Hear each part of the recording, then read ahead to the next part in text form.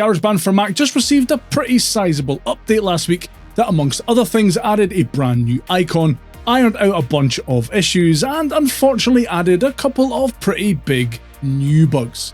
The main one here has to do with how takes and takes folders are handled and displayed inside GarageBand.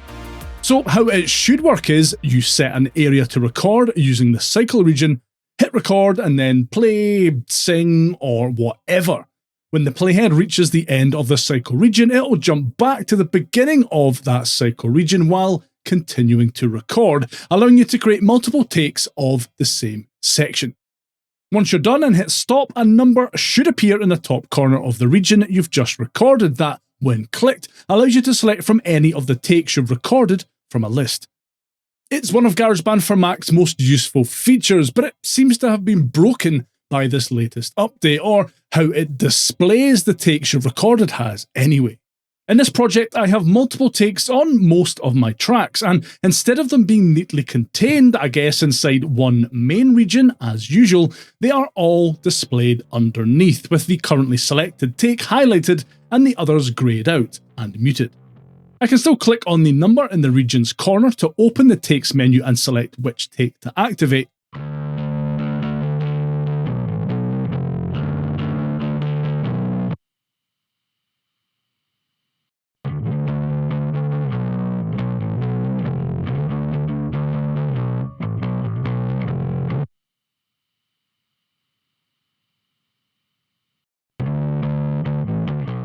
And I can still delete individual takes or all unused takes here.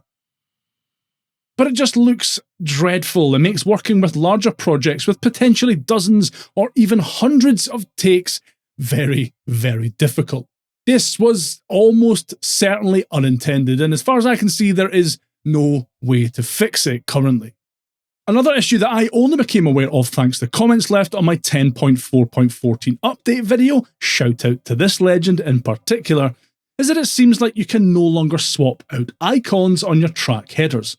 You should be able to right-click on a mouse or control-click/secondary click on a track header's icon, which should then open a menu where you can select from loads of different icons.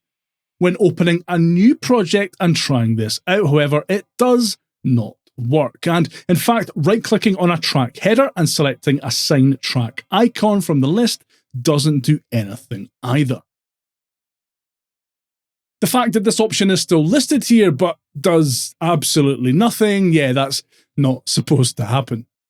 What's even weirder is if I go back to my previous project, I can actually change the icons. It just works as normal. This is an older project that was created in an older version of GarageBand, so it seems like any project created before this latest version will allow you to change the icon, whereas any projects created in version 10.4.14 don't.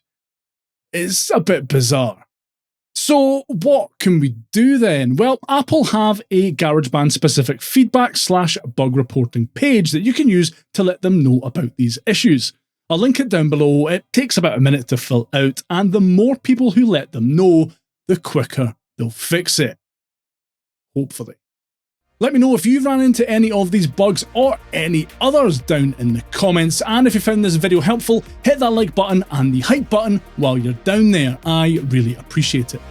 And to find out more about the good stuff that Apple added in the latest GarageBand for Mac update, watch this video next.